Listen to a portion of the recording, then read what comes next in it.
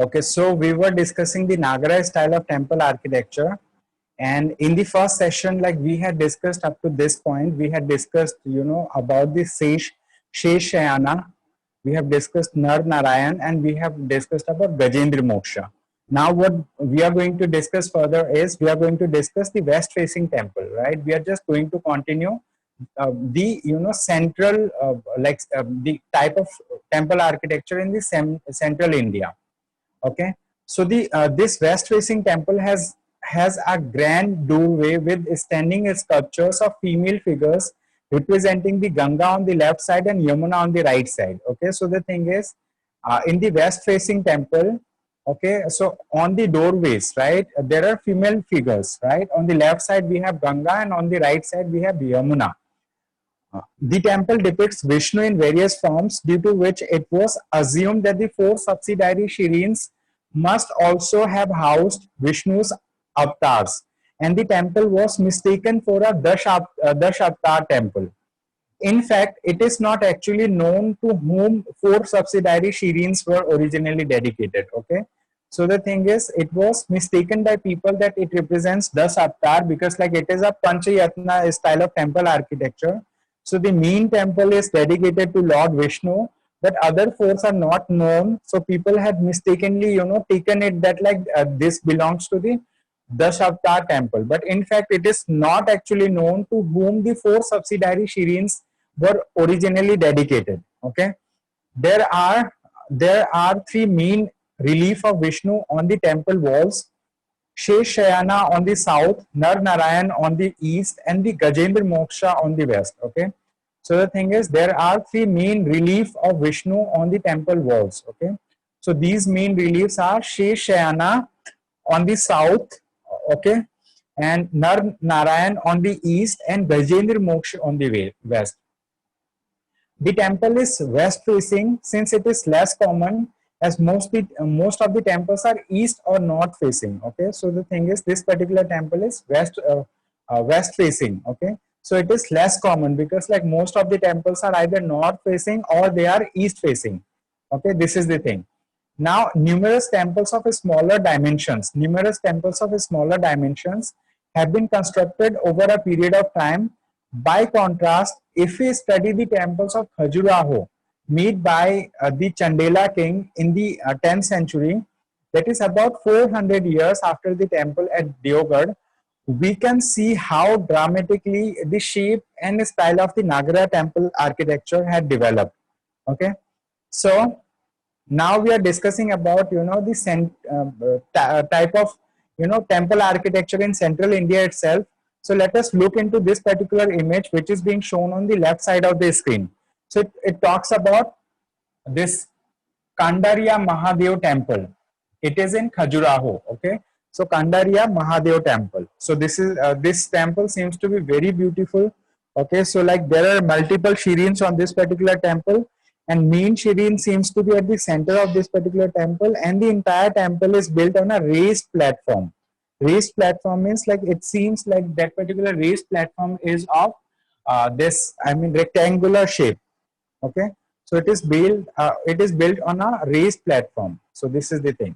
So I am just highlighting this thing over here so that like during the time when you like reread this chapter, you will be able to learn it. Okay, now let us read further. The Lakshmana temple of Khajuraho, dedicated to Vishnu, was built in 954 by the Chandela king Dhanga. Okay, so this is an important information. The Lakshmana temple of Khajuraho, which is dedicated to Vishnu, was built in 954 by Chandela king Dhanga. Okay, a Nagara temple, it is placed on a high platform accessed by stairs. Okay, so it is a Nagara style of temple. It is placed on a high platform accessed by stairs. There are four smaller temples in the corners. Okay, there are four smaller temples in the corners, and all the towers or shikharas rise high upward in a curved pyramidal fashion. Okay, emphasizing the temple's vertical thrust ending in a horizontal fluid disc called the amlak, topped with a kalash or vase. Okay, So this is the information about this. Okay, so there are 4 smaller temples in the corners, and all the towers or shikharas rise high upward in a curved pyramidal fashion, emphasizing the temple's vertical thrust, ending in a horizontal fluted disc called amlak, which is topped with a kalash or vase. Okay, the crowning elements, that is amlak and kalash, are to be found on all Nagara temples of this period. The temple also the temple also has projecting balconies and verandas, thus very different from the Deogarh style of temple. Okay. Then we do have another temple which is Kandaria Mahadev temple at Khajuraho. Okay. So Kandaria Mahadev temple at Khajuraho, this is its image is given on the left side of the screen. Okay, it is the epitome of temple architecture in central India. Epitome means like it is the highest or the most elaborate form of temple architecture in central India. In the architecture and the sculpture of this temple, which is a massive structure, we see all features of central Indian temples of the medieval period, for which they are known and appreciated all over. Khajuraho temples, okay, Khajuraho temples are also known for their extensive erotic sculpture. The erotic expression is given equal importance in human experiences as a spiritual pursuit. Okay, so it is very important to note over here that the erotic expression is given equal importance in human experience as a spiritual pursuit, and it is seen as part of the larger cosmic whole. Okay, many Hindu temples therefore feature Mithun. Okay, Mithun, embracing couple sculpture, considered auspicious. Okay, so that's why many Hindu temples feature Mithun, embracing couple sculpture, considered auspicious. Okay, like they are in a romantic position. Okay, a couple in a romantic position, that is known as Mithun. Usually they are placed at the entrance of the temple or on an exterior, or on an exterior wall, or they may also be placed on the walls between the mandapa and the main shireen. Okay, so they may also be placed like between the mandapa and the main shireen. Khajuraho sculpture are highly stylized with typical features. They are in almost full relief, cut away from the surrounding stone with sharp noses, prominent chins, long slanting eyes and eyebrows. Okay. There are many temples at Khajuraho, most of them devoted to Hindu gods. Okay. There are many temples at Khajuraho, most of them devoted to Hindu gods. There are some Jain temples as well as Chausat Yogini temple. Okay. So we will discuss about this particular temple, which is Chausat Yogini temple. Okay, which is of interest. Okay, predating the 10th century, this is a temple of a small square shireen of roughly hewn granite blocks, each dedicated to devis or goddesses associated with the rise of Titanic worship after the 7th century. Okay, so the thing is, it is associated with the rise of Titanic worship, after the 7th century. This Chausat Yogini temple. So they are essentially, dedicated to devis or goddesses. Okay, like mother goddesses. Then several such temples were dedicated to the cult of yoginis across Madhya Pradesh, Odisha, and even as far south as Tamil Nadu. They were built between the 7th and 10th centuries, but few have survived. Okay, so this is all about the temple architecture in the central India. We will look into little detail in this particular image. Okay, so this image seems like there are many structures. Okay, so they are placed together. So let us see dance class, Lakshmana temple at Khajuraho. Okay, so here at Lakshmana temple at Khajuraho, a dance class is being depicted. Okay, where like people are learning dancing. Okay, so the thing is, people are learning how to dance over here at Khajuraho. Now let us talk about temple architecture of Western India. Okay, so the thing is, earlier also I had discussed with you about Modhera, like Sun Temple at Modhera, which is in Gujarat, and this is one of the Sun Temple in India, over which the Tropic of Cancer passes. Okay, Tropic of Cancer, the line of Tropic of Cancer passes exactly over this particular temple. Okay, that's why it is important. So it is in the West India, and similarly we do have another sun temple which is in the East India in Odisha, which is Konark Sun Temple. Okay, so in East India we do have another sun temple, it is Konark Sun Temple, and in West India we do have this sun temple at Modhera, Gujarat. Okay, so now let us learn about this temple architecture in West India. The temples in the northwestern part of India, including Gujarat and Rajasthan, and and stylistically extendable at times to the western Madhya Pradesh, are too numerous to include. Okay, too numerous to include here in any comprehensive way. Okay, the stone used to build the temple ranges in color and type. Okay, while sandstone is the commonest. Okay, so they have used sandstone. Okay, so I'm just highlighting the important keywords. Okay, sandstone is the commonest. Gray to black basalt can be seen in some of the 10th to 12th century temple sculptures. Okay, so here this is the Sun Temple at Modhera, Gujarat. So you can see this particular temple. The most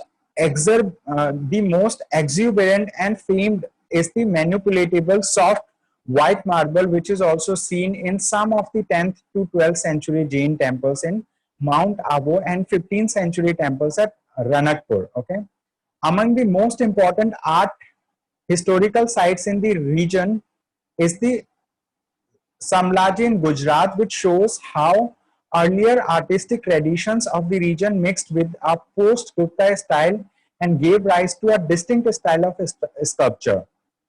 Okay, then a large number of sculptures made of gray schist. Okay, so the thing is, this is a kind of stone. Gray schist have been found in this region, which can be dated between 6th and 8th century CE. Okay, so it can be dated between 6th and 8th century Common Era. While the patronage of these is debated, the date is established on the basis of style. Okay, the Sun Temple at Modhera dates back to early 11th century and was built by Raja Bhimdev I of the Solanki dynasty. Okay, so the thing is, it is a very important information, like who built the Sun Temple at Modhera. Okay, so the Sun Temple at Modhera dates back to early 11th century and was built by Raja Bhimdev I of the Solanki dynasty in 1026 AD. Okay, so there is a massive rectangular step tank called the Surya Kund in front of it. Okay, so you can see this one. Okay, so it is a big tank type structure. Okay, where water can be stored. So naturally the rainwater is stored over here. This is known as Surya Kund. Okay, so it is in front of the temple itself. Like proximity of sacred architecture. Okay, proximity of sacred architecture to a water body such as tank, a river or a pond has been noticed right from the earliest times. So by the early 11th century, they had become a part of many temples. This 100 square meter rectangular pond is perhaps the grandest temple tank in India. Okay, so this is 100 square meter rectangular pond. Okay, so this 100 square meter rectangular pond is perhaps the grandest temple tank in India. 108 miniature shrines are carved in between the steps inside the tank. A huge ornamental arc Torana leads to one of the Sabha Mandapa. Okay, Sabha Mandapa, it means assembly hall. So I'm highlighting this keyword also. Okay, so a huge ornamental arc Torana leads to one of the Sabha Mandapa, the assembly hall, which is open on all sides, as was the fashion of the time in the Western and Central Indian temples. The influence of the wood carving tradition of Gujarat is evident in the lavish carving and sculpture work.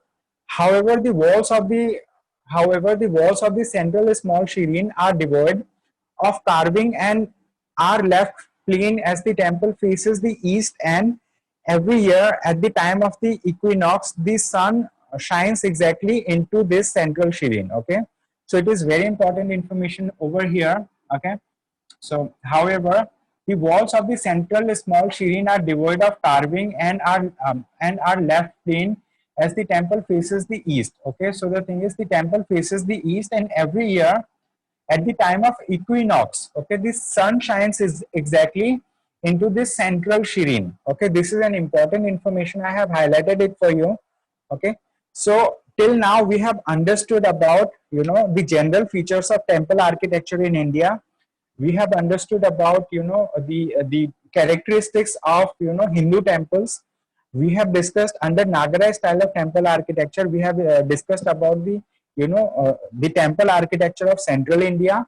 We have discussed about temple architecture of Western India. Now we are going to discuss about temple architecture of East India. Okay, we are going to discuss about temple architecture of East India. Okay, so here, East India. Eastern Indian temples include those found in the northeast Bengal and Odisha.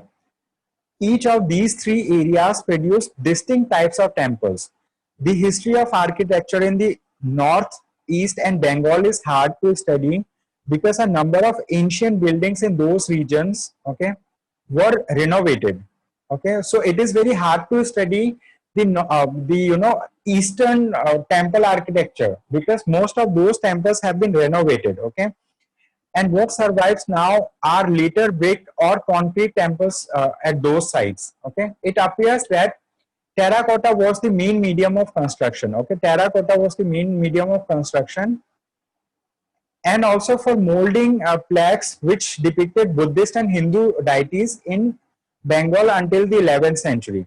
A large number of sculptures have been found in Assam and Bengal, which shows the development of important regional schools in those regions. Okay, so they have given an image of a temple over here. So like I want you to focus on this particular temple. So it is a temple at Shivsagar. Okay, Shivsagar is a district, maybe a district in Assam. Okay, it is a town basically in Assam. So it is a temple of Shivsagar. So here the temple has been renovated, but like what we can see here, you know, the bricks or concrete used in those temples are still the old things. Okay, so like it appears that terracotta was the main medium of construction over there. Okay, so this is the example of a temple in Shivsagar in Assam. Now, let us see, okay, about like, you know, temples found in Assam. So Assam is in the, you know, northeast India, or it is in eastern India. Then we will talk about, you know, temple architecture in Bengal. We will discuss about temple architecture in Odisha. Okay, okay.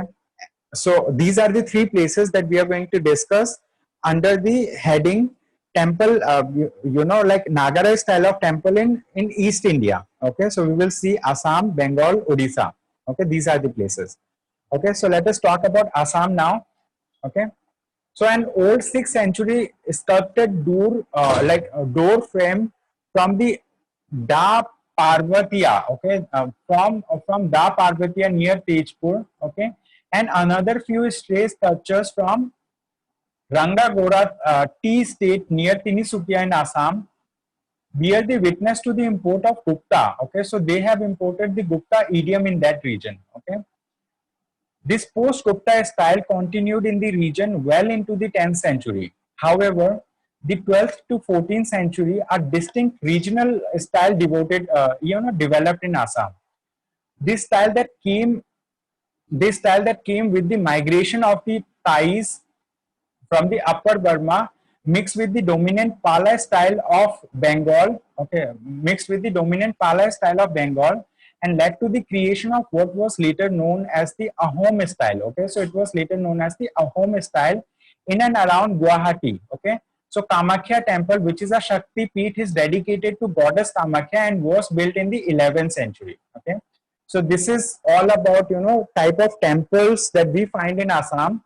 So there are two prominent examples of temples in Assam. One is Da Parvatiya. Okay, Da Parvatiya, it is a temple near Tejpur, and second is Rangagora tea state. Okay, so like here, you know, some stray sculptures are found at Rangagora tea state near Tinisukia in Assam. Okay, Tinisukia is a district in Assam, and it witnessed import of the Gupta idiom. Means like these two temples, or like, you know, sculptures that are found in these temples, they have the similarities with the post Gupta period. Okay, And apart from this, like like there, like we find some other form of temples also. We do have uh, like migration of Thais from Burma and under Ahom style. Okay, so there is one prominent temple in Assam which is known as Kamakhya temple. It is a Shakti Peeth and it is dedicated to goddess Kamakhya and was built in the 11th century. Now let us discuss about the temple architecture in Bengal. Okay, we are now going to discuss about temple architecture in Bengal. The style of a sculpture during the period between the 9th and 11th centuries in Bengal, including Bangladesh and Bihar, is known as the Pala style. Okay, so here, what is the name of the style in Bengal? Okay, including Bangladesh. Like in Bangladesh, also we find a similar style of temple architecture. Okay, so the style of a sculpture during the period between 9th and 11th century. What is the period? 9th and 11th century in Bengal, including Bangladesh and Bihar, is known as Pala style. Are you getting? So Pala style means it is the style of sculpture. The period ranges from 9th to 11th centuries, and here the style is known as Pala style, named after the ruling dynasty at that time.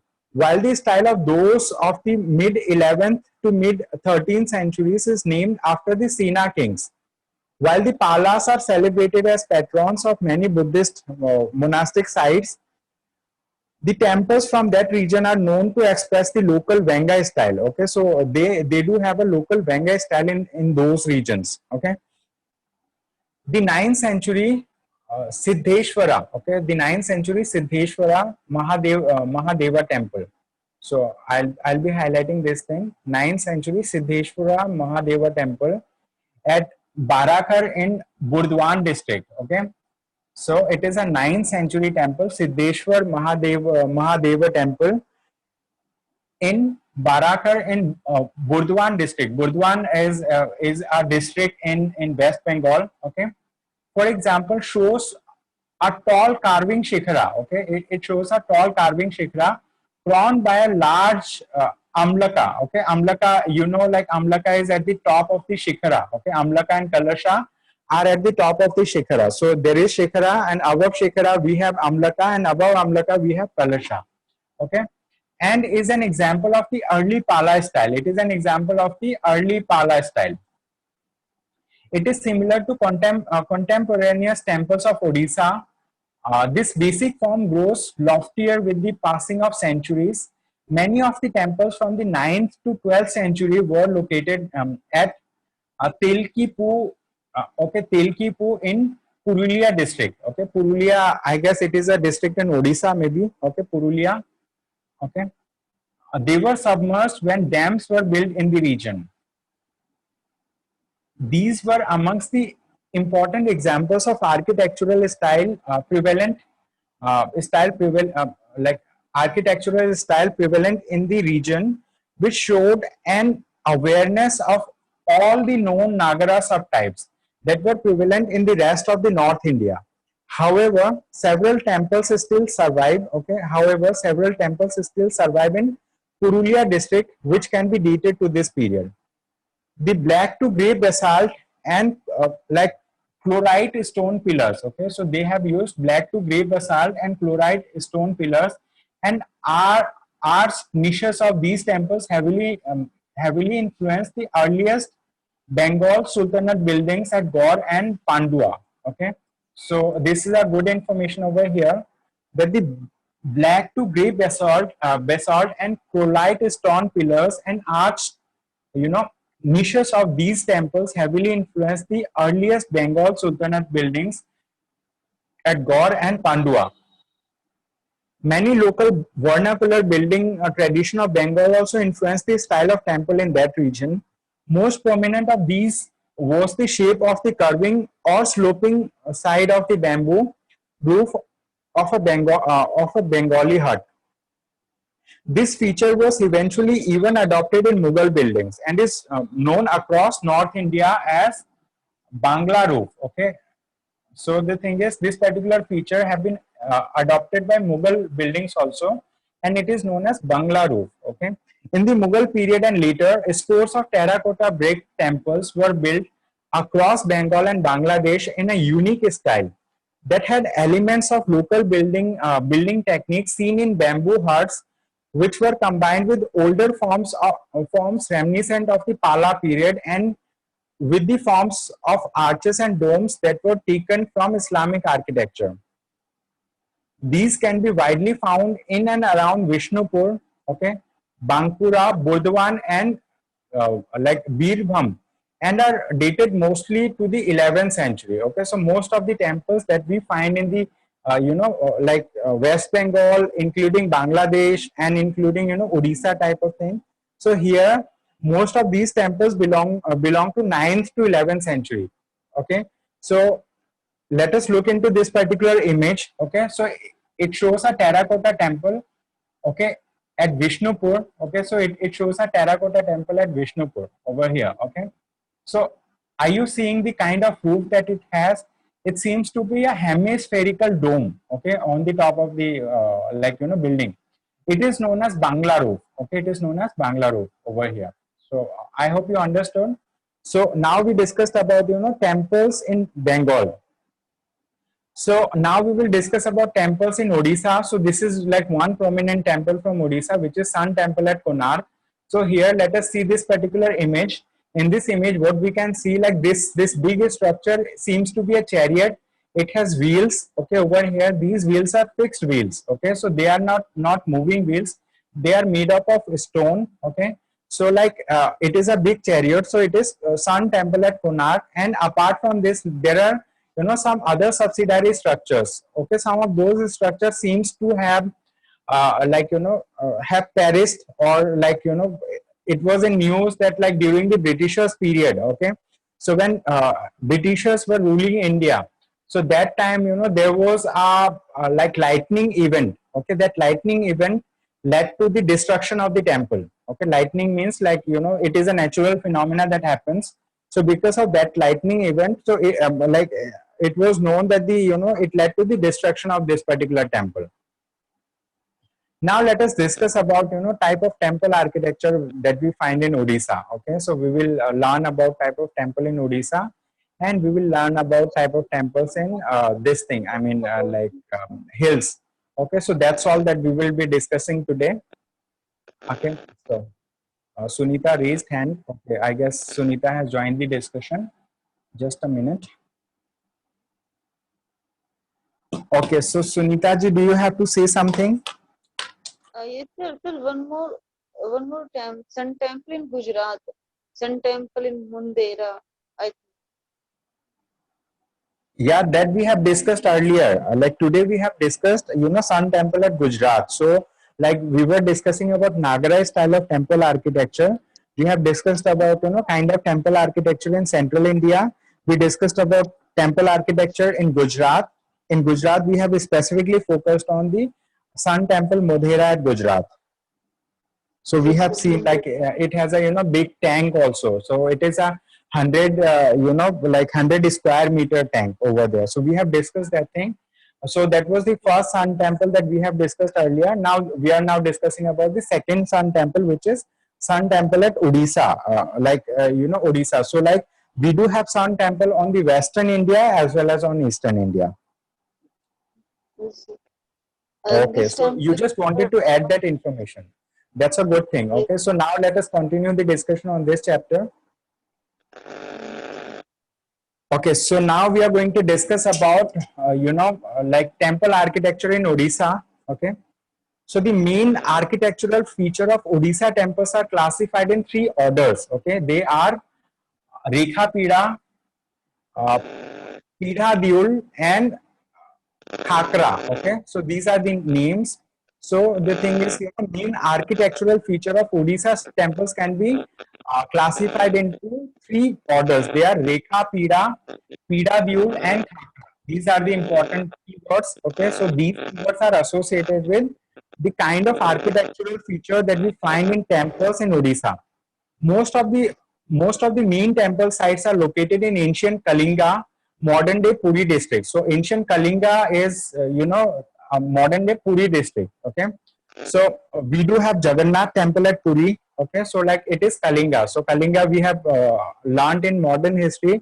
about Kalinga war that was fought by Ashoka the Great. Okay, Sure. so like after the war of Kalinga, he had adopted the policy of Dhamma. Okay, so earlier he used to have Bhiri Ghosha, but later on he had adopted Dhamma Ghosha. So now we will understand about this in detail. Okay, so most of the main temple sites are located in ancient Kalinga, modern day Puri district, including Bhubaneswar or ancient like three Bhubaneswar, Bhubaneswar. Bhubaneswar. Okay, Sunita, do you have to say something? And ji sir, both are temple World Heritage Site, Sun Temple and Jagannath Puri Temple from Odisha. Okay, okay, that's a good information. So Yes both sir, the and temples like Modhera Sun Temple and Konark Sun Temple both are World Heritage Sites. sir, not a Konark Temple, uh, Modhera, Mundhera, no sir, Jagannath Puri Temple Jagannath Puri. Okay. from What about the Odisha. Modhera? Like Modhera Sun No, Temple? no sir, Mundhera is not a World Heritage Site. Okay, okay. So But that there are some of Sun Temple confusing in a shed morning the series question 5. Sun okay, Temple that's from Mundhera, Odisha. yeah, yeah. There was a question like early in the morning. I guess today or yesterday we had asked about temple architecture also. हाँ जी sir. Okay, so And we will this discuss. Mhm. in a 10 rupees note, present in a 10 rupees is Sun Temple. Okay, New okay, 10 okay, rupees. okay. So present government is also like reprinting the notes where like they are making the structures of Gujarat more prominent now. हाँ जी sir. Hampi Temple in a Karnataka, I think 100, and Sanchi Stupa 500 rupees. I'm not sure about that. But in a one note have a Hampi Temple, one note have a Sanchi Stupa, and Konark Temple in a 10 rupees, and Lal Killa Okay, 1000 rupees. I'm sure about this Red and Fort. Lal Killa, Hanji Red Fort, and 1000 rupees. Red Fort from 1000 rupees, and this one is 10 rupees. Sun Temple, Modhera. No, no, sir. ये Orissa Sun Okay, Temple. Puri, Jagannath Konark Temple. Temple. No, no, Jagannath sir, Sun Temple. Okay, Sun Temple, Konark. Konark Temple. हाँ जी sir. Okay, so Jagannath Sun Temple Temple. Konark has it is there on 10 rupee note, and then Red Fort is on 1000 rupee note. हाँ जी sir. Okay, okay. So this is a good information. Actually, like we should look for more information to be more clear about it. So like so I'll search more information about it, like on what new notes, like which structures are painted. It may be asked in UPSC. I was not aware of this thing. I did not notice this thing. So like we will look forward for this information. Okay. So anything else that you want to add? Now, Okay, okay. No problem. So let me continue the discussion. हाँ जी sir. Can I read? Okay, so whenever you have to speak, you just need to raise your hand so that I can put on my earphones. Otherwise, I keep my earphones away. I'm just speaking. Okay, so using my microphone. Okay, so Yes let sir. us see. Let And us read it. Okay, the main architectural feature of Odisha temples are classified in three orders. They are Rekha Pida, Pida Dyul, and Khakra. Most of the main temple sites are located in ancient Kalinga or modern Puri district, including Bhubaneswar or ancient Tribhuvaneshwar, Puri, and Konark. The temples of Odisha constitute a distinct sub-styles within the Nagara order. In general, here the Shikhara called Diul in Odisha. Okay, Shikhara is known as Diul in Odisha. It is a very important information. Okay, Shikhara is called Diul in Odisha. Is vertical almost until the top when it suddenly curves sharply inwards. Duels are preceded as usual by mandapas called Jagmohans in Odisha. Okay, so mandapas are known as Jagmohan in Odisha. So before Deul comes the mandapas. Okay, they are known as Jagmohan. So Shikhara is known as Deul and mandapas is known as Jagmohan in Odisha.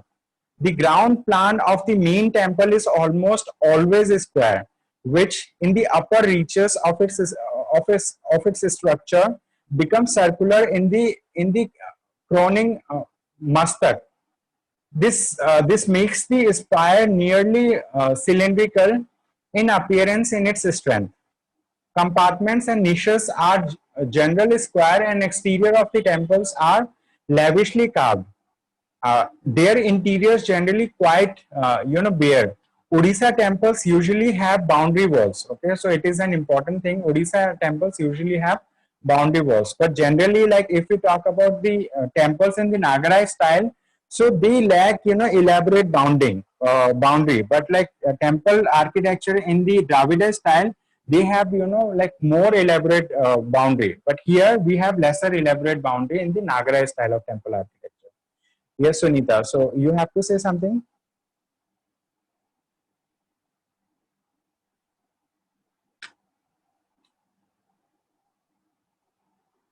Okay, so the discussion may Uh, get terminated within 1 or 2 minutes. If it gets terminated, we can reassemble again okay, sir.